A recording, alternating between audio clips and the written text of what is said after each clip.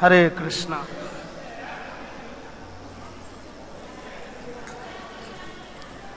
जय राधा माधव कुंज बिहारी।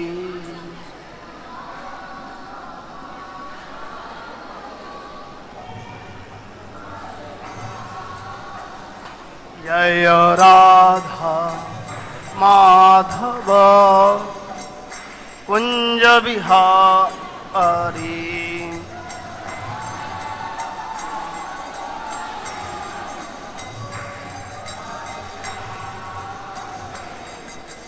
गोपीजन वल्लभ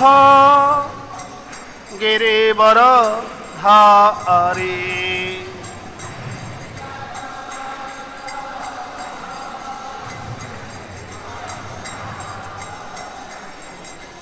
यशोदानंदन व्रज जनरंजन।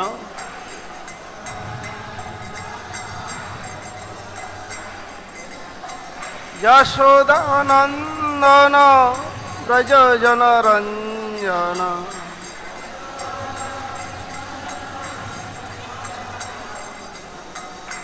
यमुना तीर वन चारी।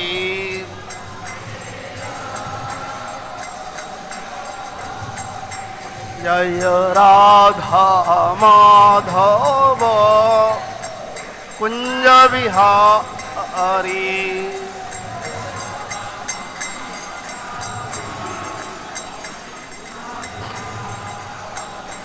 जय श्री कृष्ण चैतन्य प्रभु नित्यानंद। श्री अद्वैत गदाधर श्रीवासदि गौर भक्त वृंद।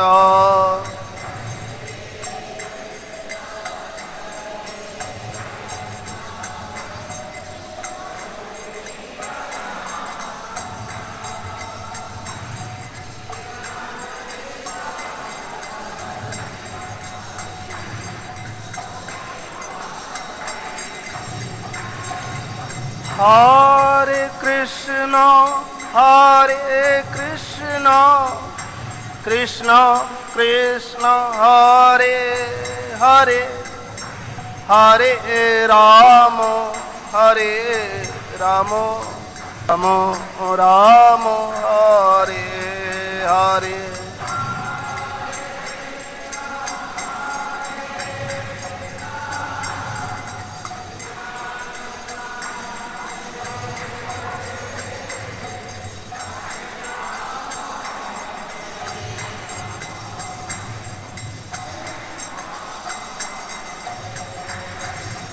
हरे कृष्ण कृष्ण कृष्ण हरे हरे, हरे राम राम राम हरे हरे।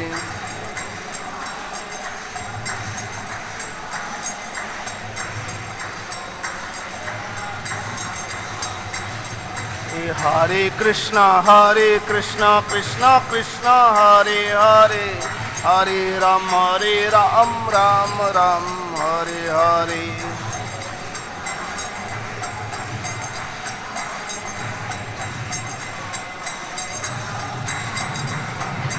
हरे कृष्ण कृष्ण कृष्ण हरे हरे, हरे राम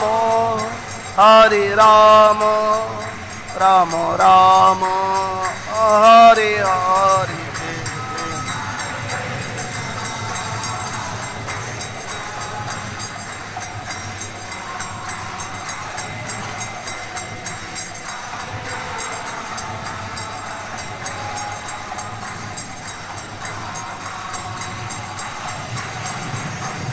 निताय गौर हरि बोल, हरि बोल, हरि बोल, हरि बोल।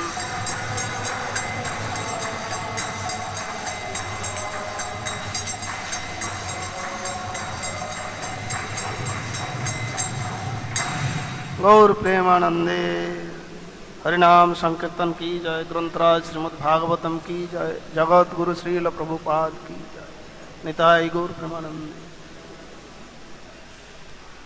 ओम अज्ञानतिमिरान्धस्य ज्ञानाञ्जनशलाकया चक्षुरुन्मिलितं येन तस्मै श्रीगुरवे नमः। श्रीचैतन्यमनोभीष्टं स्थापितं येन भूतले स्वयं रूप कदा मह्यं ददाति पदान्तिकम्।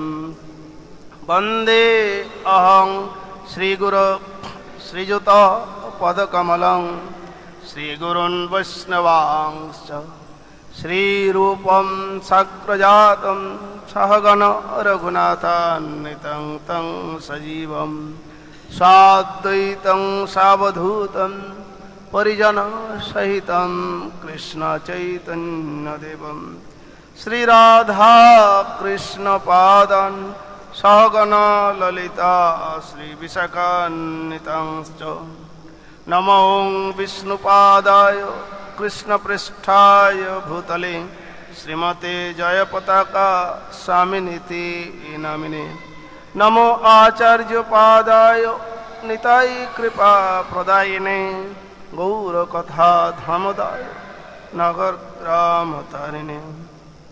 नमो ओं विष्णुपादाय कृष्णपृष्ठाय भूतले श्रीमते भक्तिवेदांत स्वामिनीति नामिने।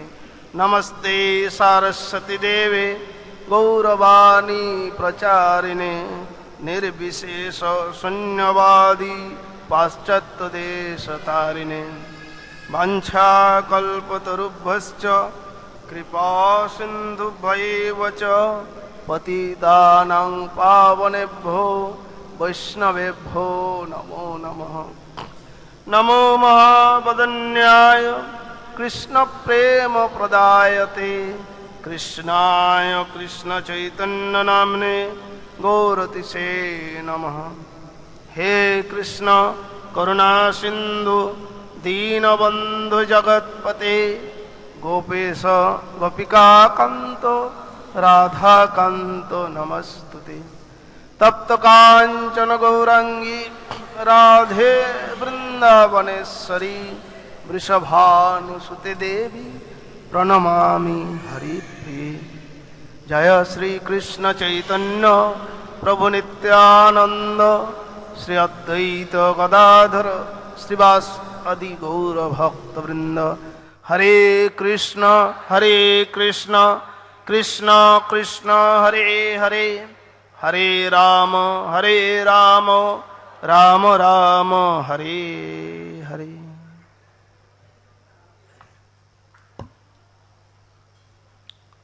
हरे कृष्ण। श्रीमद् भागवत प्रथम स्कंध सप्तम अध्याय नवम श्लोक।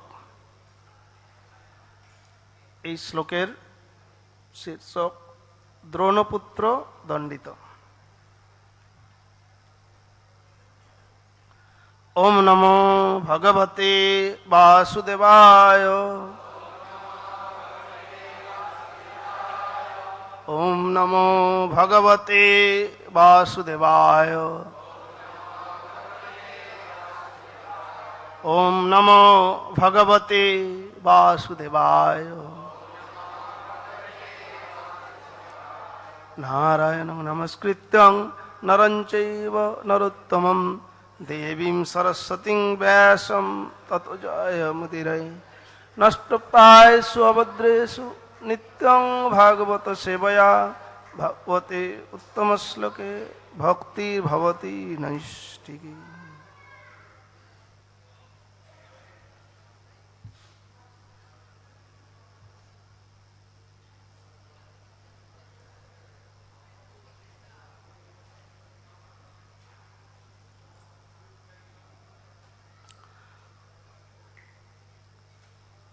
शौनक उवाच स वै निवृत्तिनिरतः सर्वत्रोपेक्षको मुनि कस्य वा बृहतीमेताम् आत्माराम समभ्यसत्। शौनक उवाच स वै निवृत्तिनिरतः सर्वत्रोपेक्षको मुनि कस्य वा बृहतीमेताम् आत्माराम समभ्यसत्।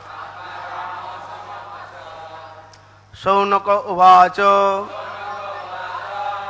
स वै निवृत्तिनिरतः सर्वत्रोपेक्षको मुनि कस्य वा बृहतीमेताम् आत्माराम समभ्यसत्।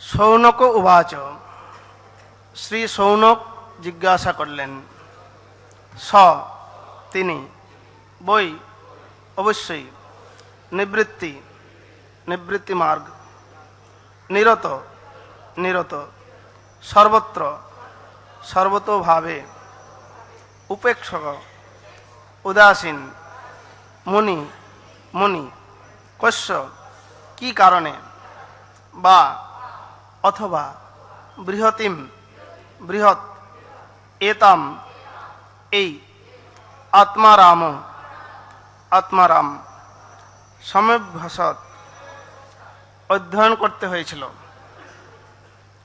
অনুবাদ শ্রীল প্রভুপাদকৃত তাৎপর্য।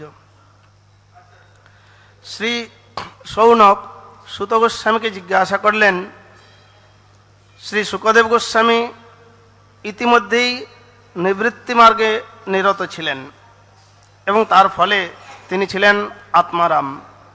তাহলে কেন তাকে এই বিশাল সাহিত্য অধ্যয়ন করার কষ্ট স্বীকার করতে হয়েছিল? তাৎপর্য, সাধারণ মানুষের কাছে জীবনের পরম সিদ্ধি হচ্ছে জড়জাগতিক কার্যকলাপ থেকে নিরত হয়ে আত্মোপলব্ধির পথে দৃঢ়ব্রত হওয়া। যারা ইন্দ্রিয় সুখভোগের মাধ্যমে আনন্দ লাভ করতে চায় অথবা যারা জড়দেহের সুখ সুবিধার চেষ্টায় ব্যস্ত তাদের বলা হয় কর্মী। এরকম হাজার হাজার কর্মীর মধ্যে দু একজন কেবল আত্মজ্ঞান লাভ করার মাধ্যমে আত্মারাম হতে পারেন।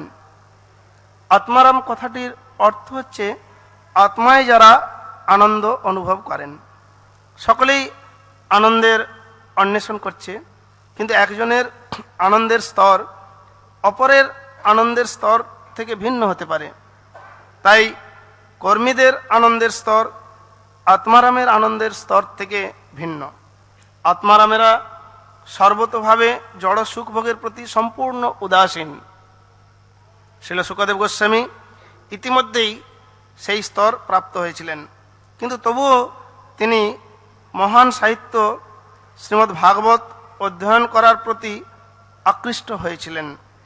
তা থেকে বোঝা যায় যে শ্রীমদ্ ভাগবত হচ্ছে সমস্ত বৈদিক জ্ঞান প্রাপ্ত হয়েছেন যে সমস্ত আত্মারামেরা, তাদেরও অধ্যয়নের বিষয়। এখানে এই শ্লোকের তাৎপর্য, শিল প্রভুপাদকৃত। তো আমরা এই অধ্যায়ে দেখছি যে কিভাবে নারদ মুনির উপদেশ ক্রমে ব্যাসদেব তিনি যে সমস্ত বৈদিক শাস্ত্রগ্রন্থ রচনা করেছিলেন তা পুনর্বিচারপূর্বক সংশোধন করার জন্য এবং সর্বোপরি ভগবানের অপ্রাকৃত লীলা মহিমা সমন্বিত শ্রীমদ্ ভাগবত রচনা করার জন্য উপদেশ প্রদান করেন। তো শৌনকাদি ঋষির এখানে প্রশ্ন যে ইতিমধ্যে শুকদেব গোস্বামী মুক্ত পুরুষ আত্মারাম, তারপরেও তাকে এই ভাগবত অধ্যয়ন করার কষ্ট কেন স্বীকার করতে হয়েছিল? প্রভুপাদ ব্যাখ্যা করছেন, আসলে সাধারণ মানুষের যে আনন্দ আর যারা মুক্ত পুরুষ তাদের আনন্দ ভিন্ন। এই জগতের মানুষ যারা জড়জাগতিক কর্তব্য কর্মে মগ্ন, ত্রিগুণাত্মিকা মায়া শক্তির দ্বারা আবদ্ধ হয়ে বাধ্য বিভিন্ন প্রকার কার্যকলাপ করতে, যার ফলে জড় সুখ ভোগের পিছনে ছুটছে। পরিণতিটা কি? নিরাশা। এই প্রসঙ্গে একটা কাহিনী বলা যায়। এক সময় একজন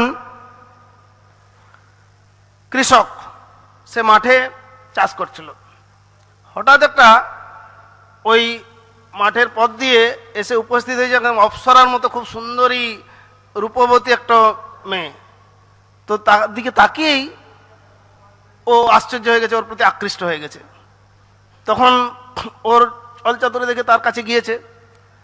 যা হয় প্রথমে দৃষ্টি, তারপরে মানুষ সাধারণভাবে কি হয়, এই জগতে সবাই কামের দ্বারা আকৃষ্ট, বিশেষ করে বিপরীত অর্থাৎ স্ত্রী পুরুষের প্রতি, পুরুষ স্ত্রীর প্রতি আকর্ষণ, এটা প্রকৃতিগত একটা চিরন্তন বৈশিষ্ট্য স্বাভাবিকভাবেই। আর তারপরে যদি অন্য অনেক আনুষঙ্গিক সৌন্দর্য থাকে তাহলে তার কথাই নেই। তো তৎক্ষণাৎ কথাবার্তা প্রসঙ্গে আর মিষ্টি মিষ্টি কথা বলার পরে তার ইচ্ছা হয়েছে যে এই সুন্দরীকে আমি বিবাহ করব। আর সেই প্রস্তাবে অনেকক্ষণ কথাবার্তা হয়েছে, তো প্রস্তাবে সম্মত হয়ে গেছে। ঠিক আছে, সম্মত হয়েছে, তাহলে বেশি দেরি করা চলবে না। শুভস্য শীঘ্রম, মানে তার মতে ওটা শুভ।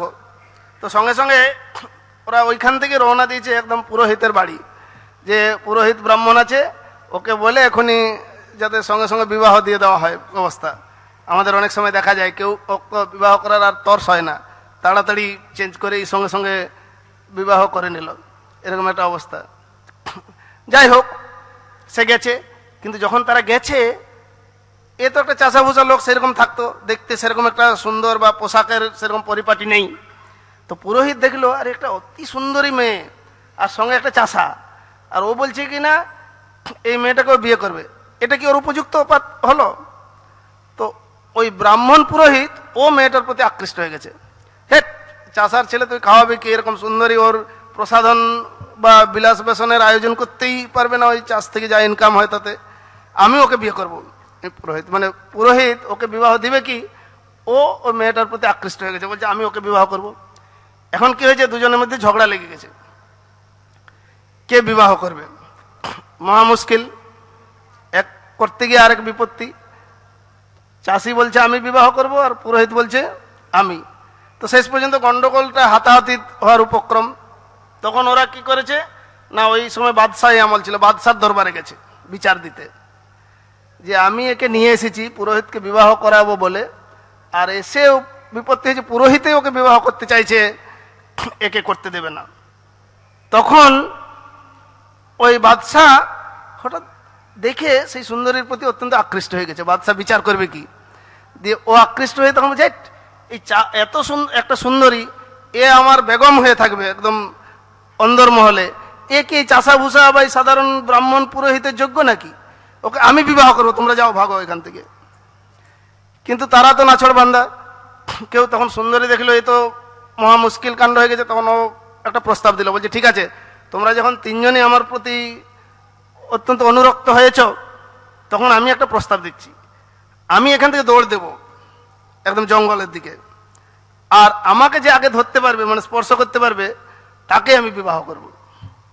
ঠিক আছে, বাদশাহ, ওই কৃষক আর পুরোহিত তিনজনই সম্মত হয়েছেন। তো ওই সুন্দরী দৌড়াতে শুরু করেছে, আর এরাও দৌড়াচ্ছে। আর ও এমন সবসময় সোজা রাস্তায় যায় না, কখনো খানা খন্দর দিয়ে অতিক্রম করে যাচ্ছে, অনায়াসে চলে যাচ্ছে, আর এরাও সেই দিকে দৌড়াতে হচ্ছে, কিছু করার নেই, সবসময় সোজা রাস্তায় যায় না। তো দৌড়াতে দৌড়াতে শেষ পর্যন্ত হাঁপাতে হাঁপাতে, ওই কৃষক তো এমনিতেই খাটাখাটিতে ক্লান্ত ছিল, একটা পাথরে ঠোকা লেগে পড়ে আর ওইখানেই মরে গেছে। তো একজন আউট। এখন দুজন দৌড়াচ্ছে, দুজন দৌড়াতে দৌড়াতে তারপরে কি হয়েছে, অনেক হাঁপাতে হাঁপাতে পুরোহিতেরও আর জীবন সইছে না, ও একটা খন্দরে, মানে গর্ত ছিল, লক্ষ্য করেনি, গর্তের মধ্যে পড়ে ও মরে গেছে। এখন শেষ পর্যন্ত বাদশাহ আছে, তো বাদশাহ তখন ওকে দাঁড়াচ্ছে, সুন্দরী তুমি আর দৌড়াও না, এখন তো আর কোনো প্রতিদ্বন্দ্বী নাই, এখন আমি একাই আছি, অতএব তুমি দাঁড়াও, আমি তোমাকে বিবাহ করবো, আর কোনো অসুবিধা নেই। তখন ওই সুন্দরী পিছন দিকে তাকিয়ে বলছে যে না না, কথা হয়েছিল যে দৌড়ে আমাকে ধরতে পারবে তাকে আমি বিবাহ করব, এখন তুমি দৌড়াও আমার পিছনে।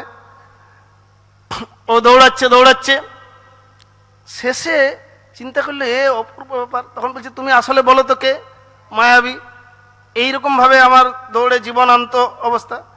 তখন ওই সুন্দরী তাকে বলল, আমি হচ্ছে এই জগতের সমস্ত ইন্দ্রিয় তৃপ্তির উপকরণ সমন্বিত সমস্ত ভোগ ঐশ্বর্য, তার একটা মূর্ত রূপ।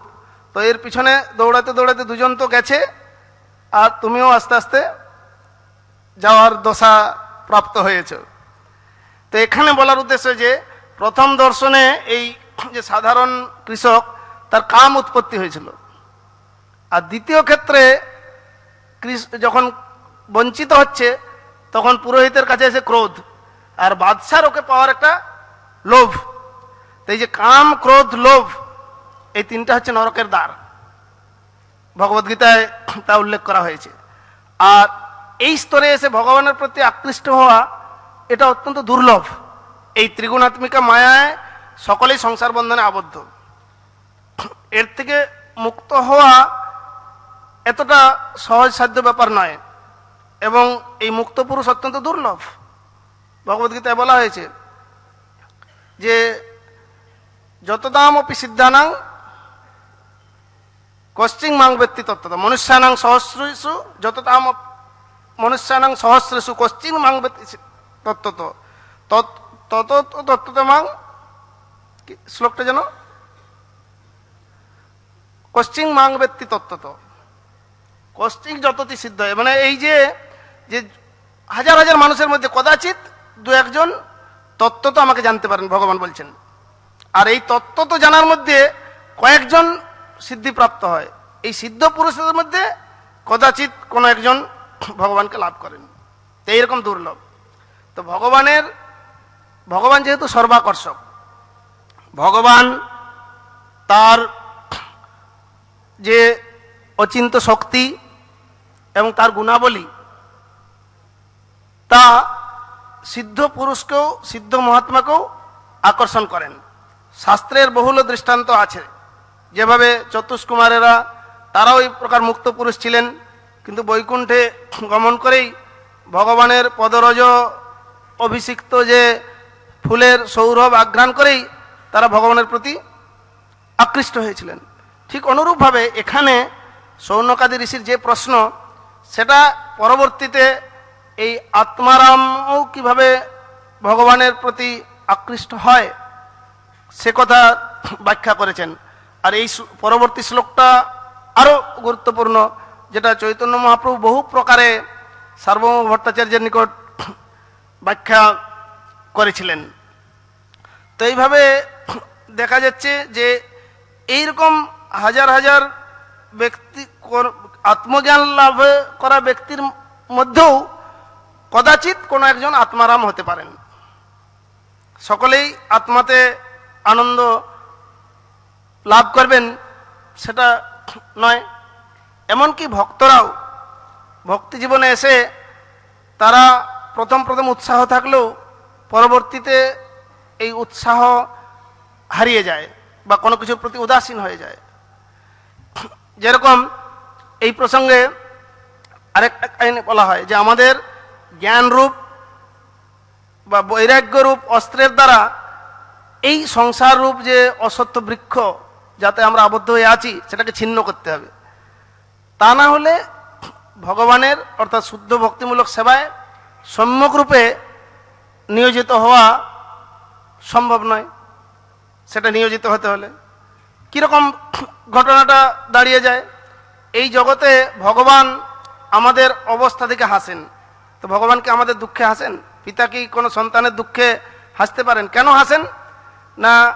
আমরা এমন কিছু মানুষ পরিকল্পনা করে আর ঈশ্বর তা ভেস্তে দেন সব কিছু। কিন্তু ঈশ্বর কি আমাদের পরিকল্পনা ভেস্তে দেওয়ার জন্য, আমাদেরকে দুঃখ দেওয়ার জন্য আছেন?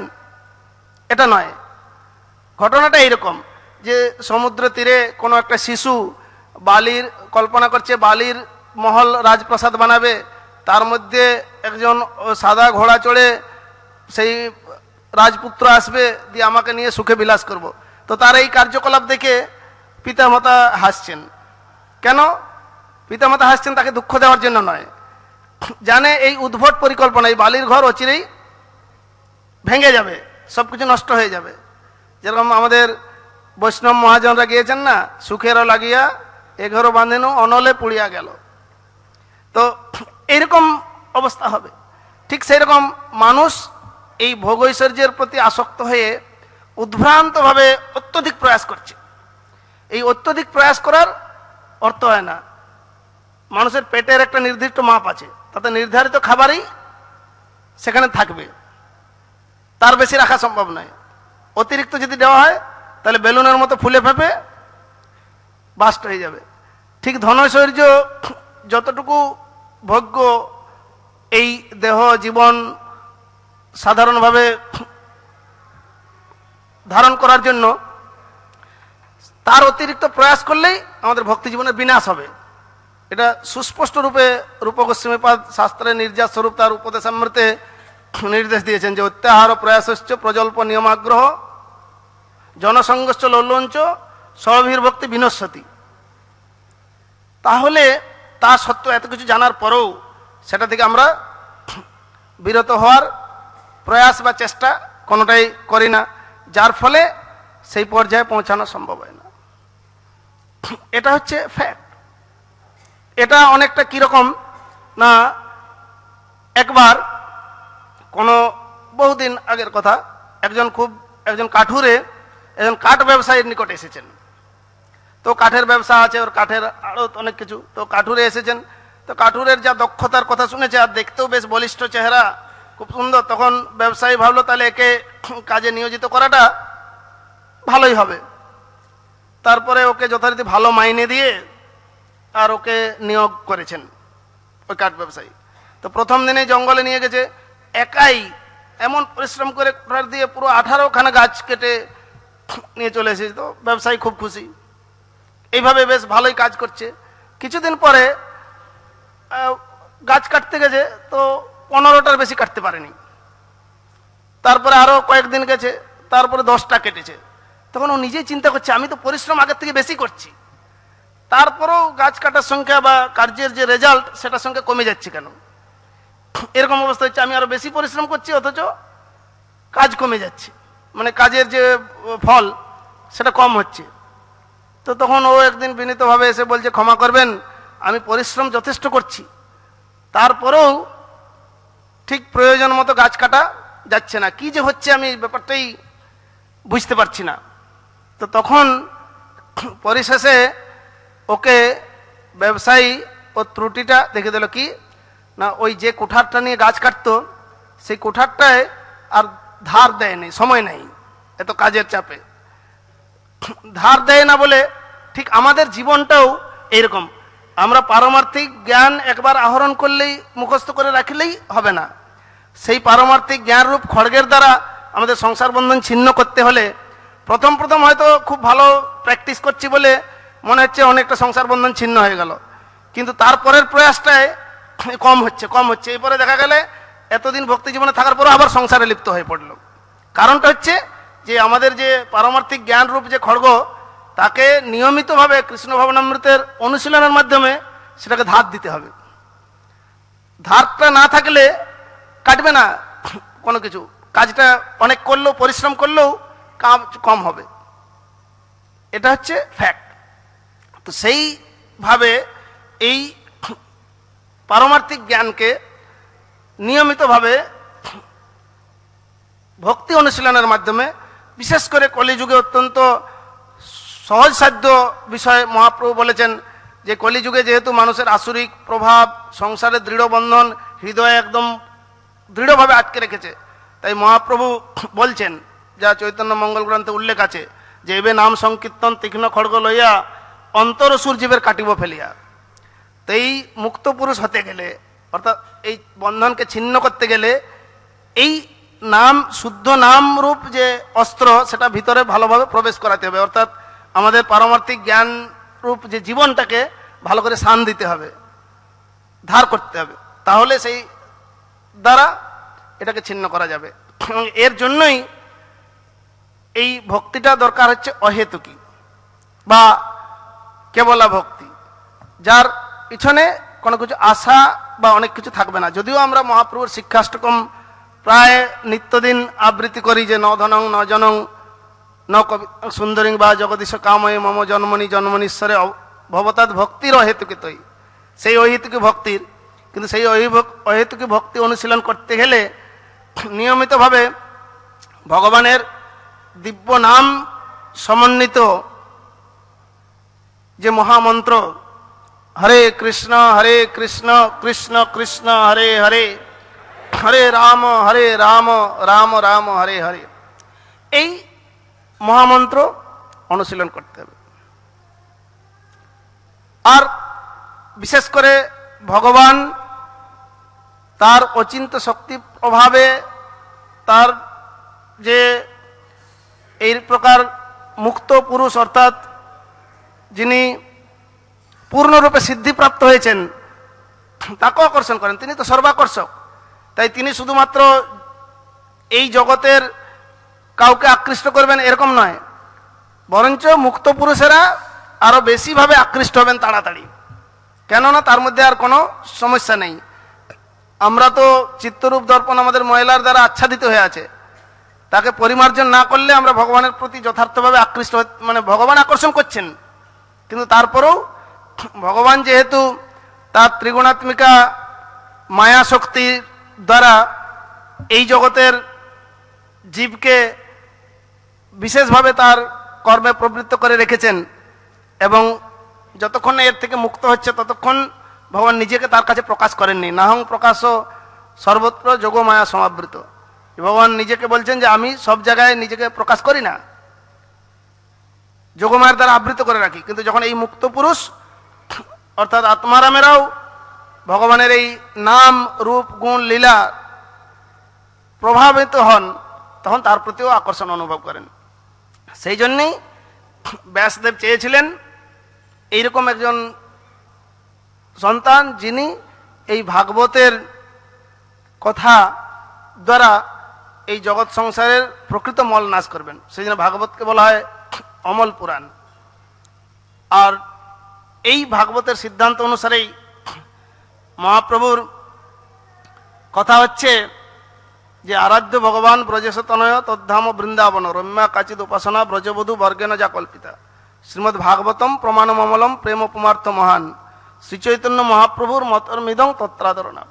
যে আরাধ্য ভগবান শ্রীকৃষ্ণ, তার ধাম বৃন্দাবন, ব্রজবাসীরা যেভাবে তার আরাধনা করেছিলেন সর্বশ্রেষ্ঠ আরাধনা সেটাই, এবং তার প্রমাণ এই অমল পুরাণ শ্রীমদ্ ভাগবতম, যাতে অনাদর করলে আমাদের আর অন্য কোনো গতি নাই।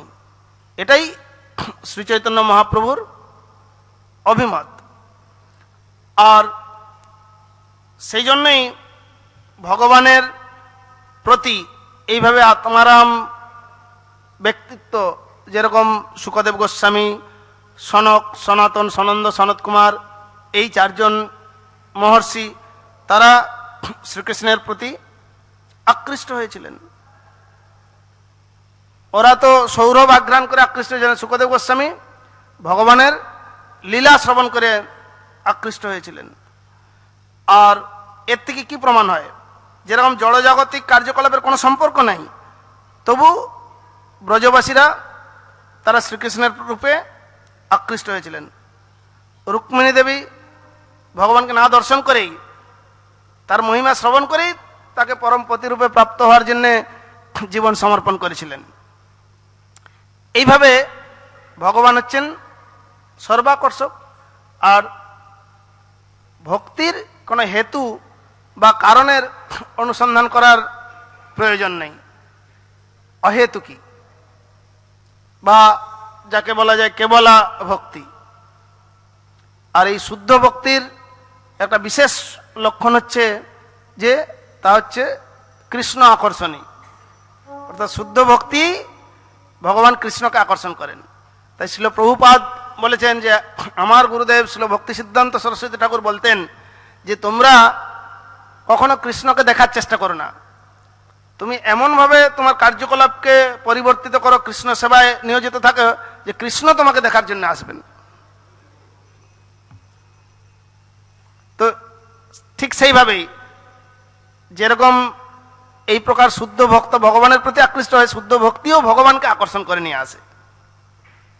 আর তখনই জীবনের যথার্থ সফলতা, যে সফল জন্ম তার কৃষ্ণ দর্শনাচার হয়ে আছে ভাগ্যে একেবারে, বিকশিয়া হৃন্নয়ন করি কৃষ্ণ দর্শন ছাড়ো জীব চিত্তের বিকার, যে এটাই জীবনের সর্বোত্তম সফলতা। আর সেই সফলতার বিষয়ে অগ্রসর হতে গেলে আমাদের এই পারমার্থিক জ্ঞানরূপ যে অস্ত্রটাকে, এটাকে ভালো করে শান দিতে হবে, নিয়মিত কৃষ্ণ ভক্তির অনুশীলন করে। তা না হলে যথেষ্ট পরিমাণে পরিশ্রম অর্থ উপার্জন করলেও আমাদের ভক্তি জীবনের উন্নতিটা ত্বরান্বিত হবে না। অন্য প্রয়াসগুলো শুধুমাত্র কিছু সঞ্চিত করে যাবে, কিন্তু সেটা আমাদের যেহেতু ভোগ করার বা জীবনকে মেনটেন করার, গ্রহণ করার একটা লিমিটেশন আছে, সীমাবদ্ধতা আছে। এই সীমার বাইরে যতই থাক না কেন গ্রহণ করতে পারা যাবে না। তো তাই এই গ্রহণযোগ্যতাটাতে তাই যথালাভে সন্তুষ্ট থাকার প্রয়োজন আছে। তাই আমরা ভক্তি জীবনে যদি খুব তাড়াতাড়ি, বিশেষ করে এই কলিযুগে তো আমাদের অল্প আয়ু, মন্দভাগ্য, রোগে শোকে উপদ্রুত, তাই ভগবানকে তাড়াতাড়ি সন্তুষ্ট করার প্রয়োজন। এত দেরি করলে, যোগ তপস্যা ধ্যান করে দীর্ঘ সময় বিলম্বিত করলে কখন যে কি হবে তার কোনো ঠিক নেই।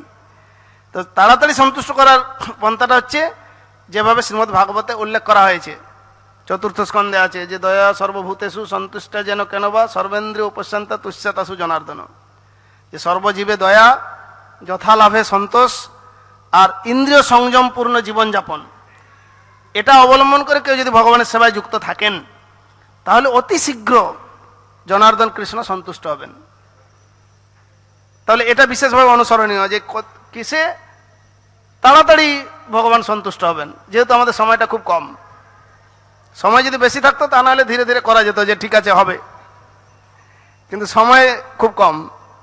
তাই সেই কম সময়ের মধ্যে আরো কম সময় কি করে ভগবানকে সন্তুষ্ট করা যায় সেই প্রচেষ্টাটা করতে হবে, তাহলে এই বিষয়টা উপলব্ধি হবে। এবং প্রভুপাদ এখানে সুস্পষ্ট করে দিয়েছেন যে মানুষের কাছে জীবনের পরম সিদ্ধি হচ্ছে এই জড়জাগতিক কার্যকলাপ বা ইন্দ্রিয় তৃপ্তি থেকে নিরত হয়ে আত্ম উপলব্ধির পথে দৃঢ়ব্রত হওয়া। আর সেই দৃঢ়ব্রত হওয়ার জন্যে যে ব্যবহারিক অনুশীলন পদ্ধতি দেওয়া হয়েছে সেটা কঠোরভাবে অনুসরণ করলেই যথেষ্ট। শুধুমাত্র পারমার্থিক জীবনের বিধি নিয়মগুলি যদি কেউ কঠোরভাবে অনুসরণ করে তাহলে স্বতঃস্ফূর্তভাবে তার হৃদয় থেকে ভক্তি প্রকাশিত হবে। ভক্তি তো রয়েছে, শুধুমাত্র সেটাকে প্রজ্বলিত করা প্রয়োজন। তাহলে আমাদের সম্পূর্ণ পাপ মুক্ত হবে, এবং সম্পূর্ণ পাপ এবং কলুষ মুক্ত না হলে তো ভগবানকে হৃদয়ে যথার্থভাবে উপলব্ধি করা যায় না। সেই চিত্তটাকে পরিমার্জিত করার জন্যই এই ভক্তি জীবনের এত অনুশীলন। শুধু ভক্তি জীবনের অনুশীলনটা এই সীমিত সাধারণের জন্যই সীমাবদ্ধ নেই। এই শ্লোকগুলিতে আমরা দেখতে পাবো যে কিভাবে যারা আত্মারাম তারাও এই অসীম অনন্ত ভগবানের যে অপার মহিমা, তার যে বৈশিষ্ট্য, তার প্রতি আকৃষ্ট হয়ে তারা জীবনের চরম সার্থকতার পথ দেখিয়েছেন। এবং যার প্রভাবে এই শ্রীমদ্ ভাগবতের মতো অমল পুরাণে আমরা এই যা কিছু প্রয়াস থেকে নিরত হয়ে শুদ্ধ প্রেম ভক্তি লাভটা যে পরম প্রয়োজন, সেটা নির্দেশ দিচ্ছেন যে পৃথিবীতে যত কথা ধর্ম নামে চলে, ভাগবত কহে তা পরিপূর্ণ চলে। এই ছল ধর্ম তেজি করো সত্য ধর্মে মতি, চতুর্বর্গ তেজি ধরো নিত্য প্রেম গতি। এমনকি এই চতুর্বর্গ জীবনের পরমার্থ নয়, পঞ্চম পুরুষার্থ কৃষ্ণ প্রেমটাই হচ্ছে জীবনের পরম প্রয়োজন। এবং তার জন্যে এই শ্রীমদ্ ভাগবতকে অনুসরণ করাটা একান্ত প্রয়োজন। এবং তার নির্দেশাবলী যদি আমরা যথার্থভাবে মানতে পারি, তাহলেই আমাদের মনুষ্য জীবনের সার্থকতা। তো আজ আমরা এই পর্যন্তই। কারো কোনো প্রশ্ন বা মন্তব্য আছে এই বিষয়ে?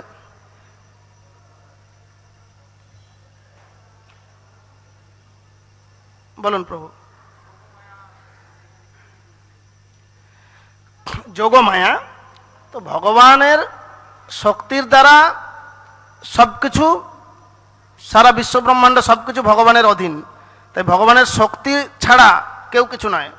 যেরকম ভগবান গীতা বলছে না, মত্ত পরতর নান্য কিঞ্চিত অস্তি ধনঞ্জয় ময়ি সর্বমিদং প্রতং সূত্রে মণিগণায়ব, যে আমার থেকে উচ্চ বা শ্রেষ্ঠ তত্ত্ব নাই। এই জগৎ সংসার ওতপ্রোতভাবে আমাতে রয়েছে, যেরকম মণিসমূহ মালাতে গাঁথা থাকে, কিন্তু আমি কোনো কিছুতে লিপ্ত নই। তো ভগবানের এই কোনো কিছুতে লিপ্ত না হলে কাজ হবে কি করে? তো ভগবানের শক্তির দ্বারা কাজ হয়। তো এই ভগবানের শক্তিটা হচ্ছে, যখন অন্তরঙ্গা শক্তি চিন্ময় জগতের সমস্ত কার্যকলাপকে পরিচালিত করেন, ভগবানের লীলার পুষ্টি করেন, সব কিছু করেন, সেটা হচ্ছে, সেই শক্তিটা হচ্ছে যোগমায়া। আর এই জগতের যে ত্রিগুণাত্মিকা মায়া, যেটা ভগবানের বহিরঙ্গা শক্তি, সেটা হচ্ছে মহামায়া। এর দ্বারা এই জগৎ সংসার সব মোহিত। সেই জন্য আমাদেরকে মুক্ত হতে গেলে প্রথমত এই মহামায়ার থেকে মুক্তি লাভ করতে হবে। তারপরে ভগবানের অহেতুকে ভক্তি না হলে ভগবান স্বেচ্ছায় যখন যোগমায়ার আবরণ উন্মোচন করবেন, তখন পূর্ণতা হবে। যেরকম ধরুন আমরা বাড়ি থেকে আসছি, রুমের দ্বারটা উন্মোচন করে বেরোতে হচ্ছে, তাই না? রুমের দরজাটা খুলে, তার মানে একটা পর্দা সরল। তো মন্দিরে আসলেই যে দর্শন হবে তা নয়, এখানে আবার মন্দিরের পর্দাটাও খুলতে হবে পূজারী। সেটা আপনি নিজে নিজে খুলতে পারবেন না, ওখানে নির্ধারিত পূজারী, ভগবানের নির্ধারিত ওরা খুলবে। আপনি এসে পর্দা খুলে ঢুকে যাবেন ওখানে, তা হবে না। তো ঠিক সেই রকম আমরা ওইটা কিন্তু নিজেকে খুলতে হবে। মানে মায়ার বন্ধন থেকে মুক্ত হওয়ার জন্য জ্ঞান রূপ অস্ত্রের দ্বারা এটা ছিন্ন করতে হবে নিজেকে শান দিয়ে। তারপরে যে মুক্ত হলেন, ভগবানের কৃপার উপরে নির্ভর করতে হবে। ভগবান কৃপা করে যখন দর্শন দেবেন, তখন দর্শন হবে। তাহলে দুই প্রকার বৈশিষ্ট্য হলো, যে আগে নিজেকে মায়ার বন্ধন থেকে মুক্ত হতে হবে, তারপর সেই মুক্ত পুরুষরা ভগবানের প্রতি আকৃষ্ট হবে। ভগবান যখন নিজেকে দেখবেন আমার প্রতি এরকম অহেতুকি ভক্তিতে নিহত আছেন, তো ভগবান স্বেচ্ছায় কৃপা পরবশে নিজের যোগমায়ার আবরণ থেকে উন্মোচন করে তাকে দর্শন দেবেন। তাহলে ভগবান যখন এসেছেন, তখন কংস আদি অসুরেরা ভগবান রূপে দর্শন করতে পারেনি তাকে। যার যে প্রকার আচ্ছাদন, সেই প্রকার আচ্ছাদিত হয়ে আছে। এবং আমাদেরও এইরকম হচ্ছে, এই আমাদের জীবনের খড়গটাকে ধার না দেওয়ার ফলে প্রথম প্রথম একটু অস্ত্র মানে কাটছে ঠিকই, যে আমরা মনে করছি অনেকটা ভক্তিতে উন্নতি হয়ে গেছে, পরে দেখা গেছে আর কাটছে না, ভোতা হয়ে গেছে সবকিছু। তো সেই জন্য নিয়মিত ধার দিয়ে এই বন্ধনটাকে যাতে দৃঢ়ভাবে সবগুলো ছিন্ন করা যায়, এটা হচ্ছে। হরে কৃষ্ণ। ঠিক আছে, হরে কৃষ্ণ কৃষ্ণ কৃষ্ণ হরে হরে, হরে রাম রাম রাম হরে হরে। গ্রন্থরাজ শ্রীমদ্ ভাগবতম কি জয়, জগৎগুরু শ্রীল প্রভুপাদ কি জয়, নিতাই গৌর প্রেমানন্দে। হরে হরি बोल।